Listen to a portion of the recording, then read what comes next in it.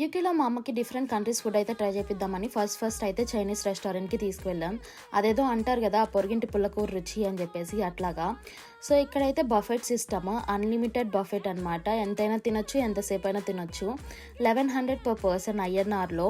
So ఇది చూడంగానే మా అమ్మ అయితే చాలా ఎక్సైట్ అయిపోయి ఒక ప్లేట్ తీసుకొని దాని నిండా అన్ని snacks, different types of foods నింపేసింది అనమాట. దాని తర్వాత తెలిసింది మా అమ్మకి అంగిట్లో బెల్లం ఆత్మలో విషయం అన్న విషయం. అయితే ఆమె అమ్మా జ్వరం ఉంటే చచ్చిపోతుంటరా. సో ఇదంతా కాదులే అని చెప్పేసి ఒక స్వీట్ అయితే తినిపిద్దామని చెప్పేసి 3-4 కేకుల మీద చాక్లెట్ సిరప్ అయితే పెట్టేసి ఇచ్చామన్నమాట.